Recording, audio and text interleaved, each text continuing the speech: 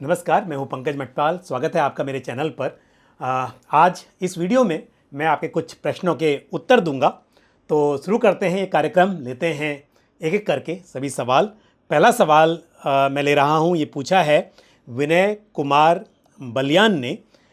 विनय जी का सवाल PGIM India flexi cap fund को लेकर है और वो जानना चाहते हैं कि उन्होंने जनवरी 2022 से इस स्कीम में इन्वेस्टमेंट करना शुरू किया था। 4,000 रुपये महीने की SIP कर रहे हैं और स्कीम की परफॉर्मेंस से खुश नहीं हैं और जानना चाहते हैं कि क्या उन्हें इस स्कीम में कंटिन्यू करना चाहिए या फिर स्विच कर देना चाहिए किसी और स्कीम में। और उनका कहना ये भी है कि यहाँ पर फंड मैनेजर अभी चेंज हुए हैं, तो इसके आधार पर क्या रणनीति होनी चाहिए या क्या उन्हें आगे करना चाहिए।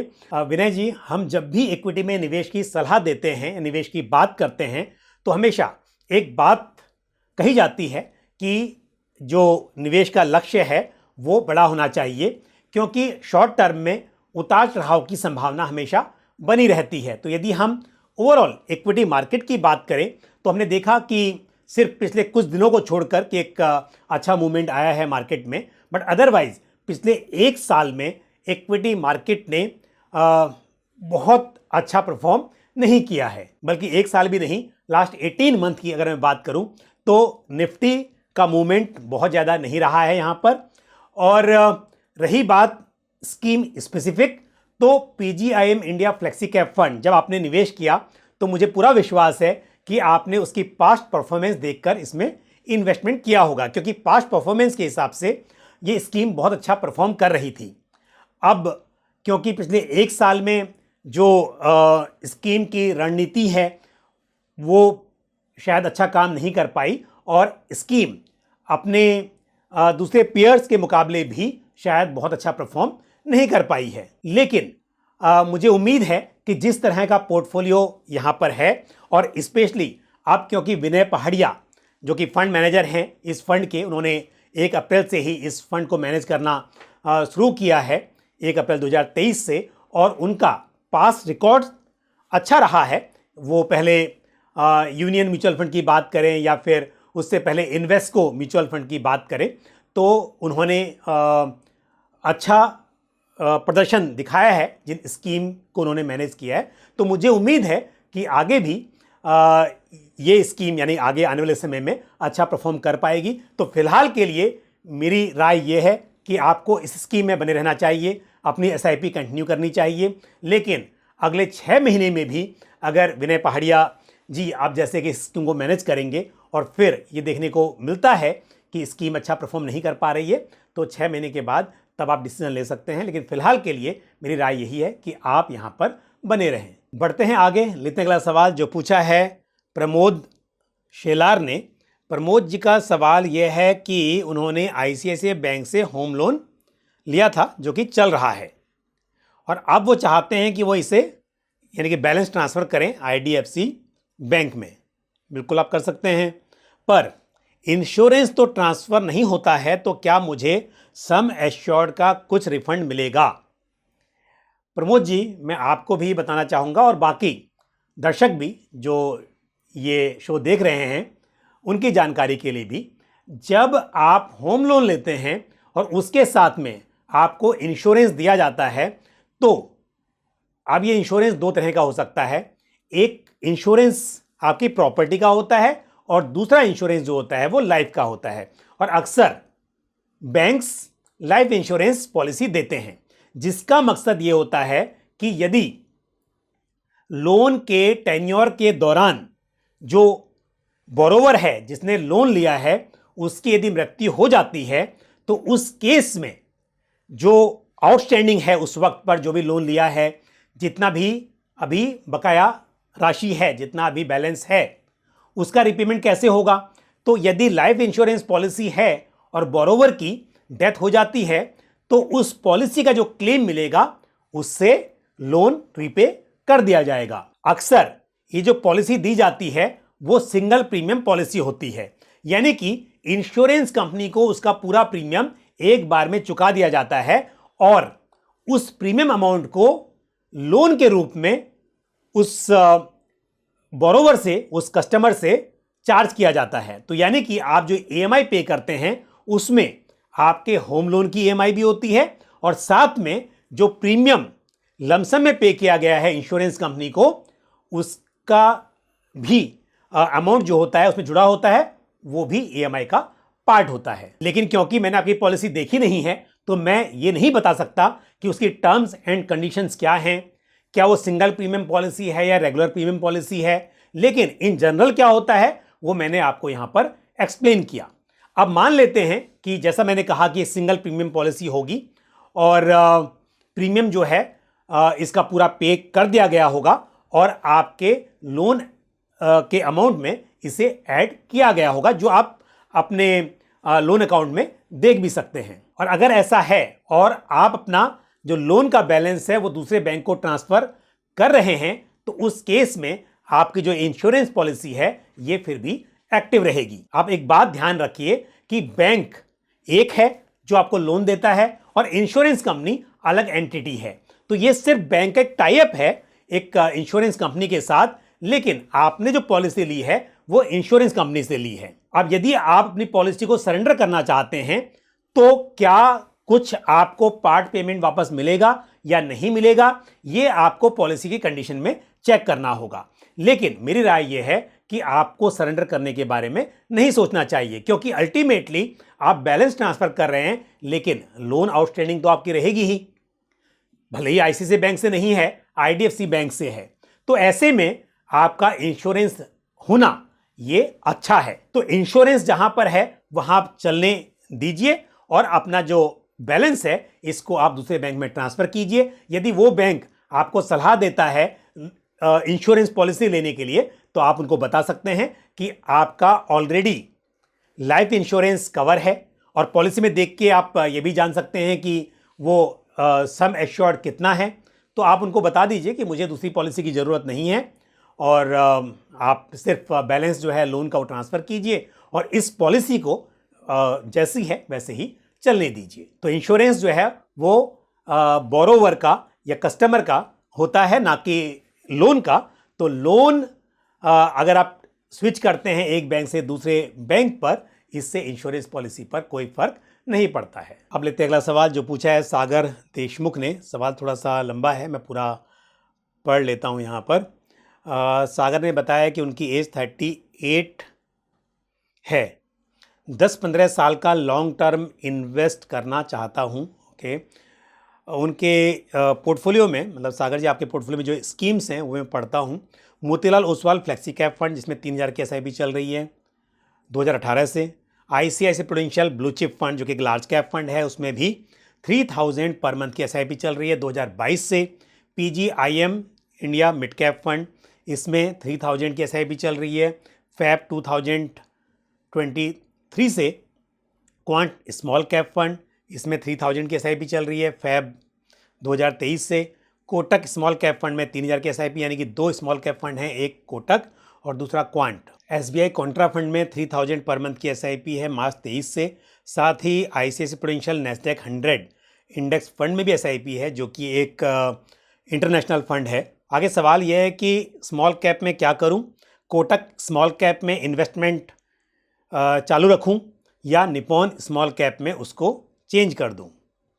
तो मैं कहूँगा कि आपको चेंज करने की ज़रूरत नहीं है। हालांकि Nippon India small cap fund भी एक अच्छा स्मॉल कैप फंड है, वेल डाइवर्सिफाइड है। बल्कि वेल डाइवर्सिफाइड की बात करूं तो इस स्कीम के पोर्टफोलियो में 160 स्टॉक्स हैं लगभग। तो मतलब कि काफ़ी ज़्यादा स्टॉक्स हैं, बहुत ही डाइवर्सिफाइड पोर्टफोलियो है। लेकिन आपने जिन स्कीम्स में किया हुआ है वो स्कीम्स भी अपने आप में अच्छी हैं, तो यहाँ पर आपको स्विच करने की ज़रूरत नहीं है। आप बने रहिए, समय समय पर ऐसा होता रहेगा कि एक स्कीम की परफॉर्मेंस दूसरे के मुकाबले बेहतर होगी, बट इसका मतलब ये नहीं है कि हम बार बार एक से दूसरे में स्विच करते रहें। यदि वो स्कीम में कुछ ऐसा लग रहा है कि जो आपका ऑब्जेक्टिव है इन्वेस्टमेंट का उसको वो स्कीम मीट नहीं कर रही है, तब अलग बात है। अदरवाइज नॉर्मली आपको ऐसे स्विच नहीं करना चाहिए और यहाँ पे मेरी राय है कि आपको स्विच नहीं करना चाहिए। दूसरा सवाल है PGIM India mid cap fund को लेकर, तो इसमें भी कोई दिक्कत नहीं है। अगेन क्या होता है, ये टेम्परेरी चीज़ें हैं कि स्कीम की जो परफॉर्मेंस है कुछ समय के लिए अच्छी नहीं है, लेकिन मेरे हिसाब से अभी आपको यहाँ से भी निकलने की ज़रूरत नहीं है, कुछ टाइम दीजिए। अगर ऐसा लंबे वक्त तक होगा कि मार्केट अच्छा परफॉर्म करेगा और स्कीम नहीं करेगी, तब अलग बात है। बट एज ऑफ नाउ हमने देखा है कि पिछले कुछ दिनों से हम देख रहे हैं कि एक मार्केट का मूड माहौल अच्छा है। अदरवाइज़ हमने देखा कि पिछले 1.5 साल में मार्केट ने निराश ही किया है। तो इसके लिए अभी थोड़ा सा सही समय दिखाई दे रहा है। हालांकि ये जो रैली अभी चल रही है कितने समय तक चलेगी इसके बारे में कहना भी मुश्किल है, बट फिर भी जो ये वक्त है उसके हिसाब से मुझे नहीं लगता है कि आपको यहाँ पर स्विच करना चाहिए। अभी जो स्कीम आपने ली हुई है पोर्टफोलियो में उनके साथ बने रहिए। अगले 6 महीने के बाद आप एक बार फिर से पोर्टफोलियो को रिव्यू कीजिए, मुझे सवाल उस वक्त फिर भेज सकते हैं, तब हम इस पर डिसीजन ले सकते हैं कि आगे क्या करना चाहिए। बढ़ते हैं आगे, लेते हैं अगला सवाल जो पूछा है शिव कुमार सिंह ने। शिव कुमार जी ने बताया है कि उनकी निवेश की अवधि 15 ईयर्स की है, तो लॉन्ग टर्म इन्वेस्टमेंट होराइजन है, और Canara Robeco blue chip equity fund में वो इन्वेस्टमेंट कर रहे हैं 2000 पर मंथ। अच्छा लार्ज कैप फंड है। पराग पारिक फ्लेक्सी कैप फंड भी अपनी कैटेगरी का अच्छा फंड है, उसमें शिव कुमार जी 2000 रुपये पर मंथ इन्वेस्ट कर रहे हैं। साथ ही SBI magnum mid cap fund में 1000 rupees per month, SBI equity hybrid fund में 1000 पर मंथ। अब सवाल यह है कि SBI इक्विटी हाइब्रिड फंड से किसी स्मॉल कैप फंड में स्विच करना चाहता हूँ, स्मॉल कैप फंड का नाम सजेस्ट करें, और या फिर इस राशि को SBI मिड कैप फंड में ही निवेश करें। पहली बात तो यह है कि हाइब्रिड फंड और स्मॉल कैप फंड दोनों बिल्कुल अलग हैं। तो यदि आपने किसी उद्देश्य के साथ इक्विटी हाइब्रिड फंड में निवेश किया हुआ है तो फिर आपको वहीं पर बने रहना चाहिए। लेकिन यदि आपने किसी कारणवश पहले इन्वेस्टमेंट किया था लेकिन आप हाइब्रिड स्कीम में इन्वेस्टमेंट नहीं कंटिन्यू करना चाहते हैं, हाइब्रिड का मतलब है वो स्कीम जहां पर इक्विटी और डेट दोनों तरह के एसेट क्लासेस हैं। और SBI इक्विटी हाइब्रिड की बात करें तो ये एक एग्रेसिव हाइब्रिड फंड है जहां पर इक्विटी एलोकेशन मिनिमम 65% रहता है। अब मान लेते हैं कि आपको हाइब्रिड फंड की जरूरत नहीं है, तो बिल्कुल 15 साल के इन्वेस्टमेंट होराइजन के हिसाब से एक स्मॉल कैप फंड आपके पोर्टफोलियो में होना सही माना जा सकता है। वैसे तो SBI स्मॉल कैप फंड अपने आप में एक अच्छा फंड है, लेकिन क्योंकि आपके पोर्टफोलियो में SBI म्यूचुअल फंड की ऑलरेडी दूसरी स्कीम है, तो ऐसे में मेरी राय यह है कि आप एक्सिस स्मॉल कैप फंड या फिर Canara Robeco small cap fund, इन दोनों में से किसी भी एक फंड में निवेश कर सकते हैं।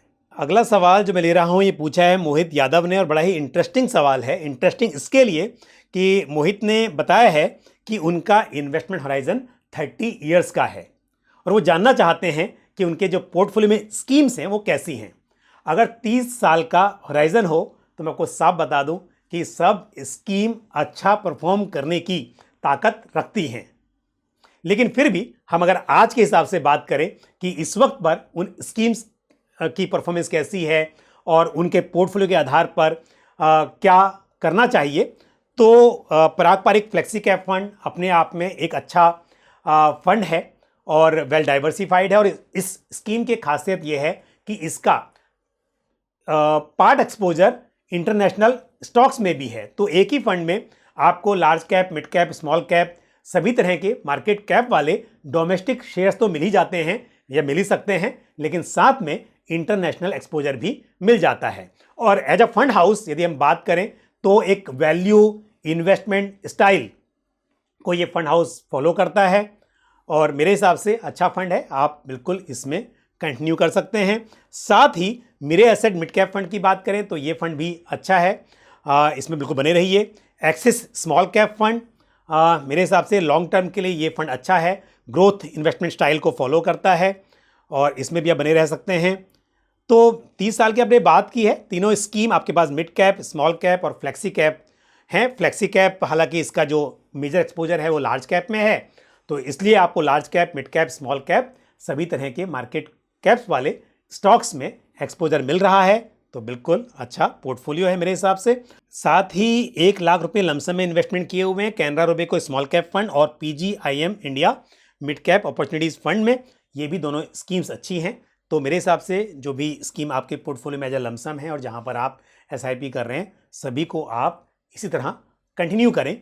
और आने वाले समय में अगर हो सके तो एक इंटरनेशनल फंड अलग से आप अपने पोर्टफोलियो में शामिल कर सकते हैं, क्योंकि पारंपरिक फ्लेक्सी कैप फंड के थ्रू आपका एक्सपोजर है लेकिन वो लिमिटेड रहेगा। आप अलग से एक 10-15% का एक्सपोजर आप किसी इंटरनेशनल फंड में ले सकते हैं, जैसे कि ICICI Prudential US blue chip fund, या फिर अगर आप नैस्डैक 100 इंडेक्स फंड में इन्वेस्ट करना चाहें तो अगेन आईसीआईसी प्रूडेंशियल नैस्डैक 100 या Motilal Oswal Nasdaq 100 fund of funds में इन्वेस्ट किया जा सकता है। अब लेते हैं आज का आखिरी सवाल जो पूछा है दीपांता भट्टाचार्य ने, और इनका सवाल एडलवाइज मिड कैप फंड को लेकर है। जानना चाहते हैं कि ये फंड कैसा है।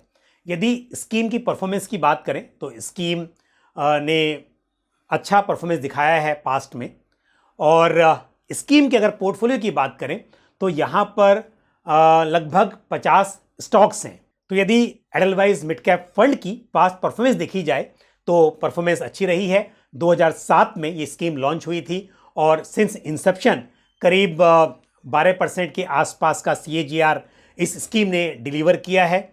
और पिछले यदि हम 2-3 साल की बात करें तो यहाँ भी परफॉर्मेंस अच्छी रही है।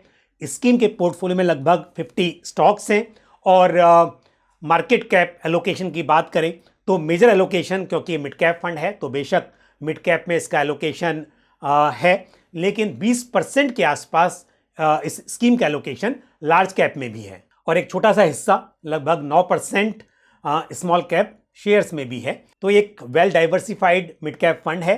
तो यदि आपने इस स्कीम में इन्वेस्टमेंट किया हुआ है तो आप इस स्कीम में बने रह सकते हैं। तो मुझे उम्मीद है कि जिन प्रश्नों के मैंने आज उत्तर दिए वो आपको ठीक से समझ में आए होंगे, और ये जानकारी जो भी शेयर की आपको पसंद आई होगी, आपके काम आएगी। तो आज के इस वीडियो में इतना ही। आपका कोई भी सवाल या सुझाव हो तो आप कमेंट बॉक्स में पोस्ट कर सकते हैं। अगले वीडियो में फिर आपसे मुलाकात होगी। Thank you. जय हिंद। म्यूचुअल फंड निवेश बाजार जोखिमों के अधीन है। योजना से संबंधित सभी दस्तावेजों को ध्यान से पढ़ें।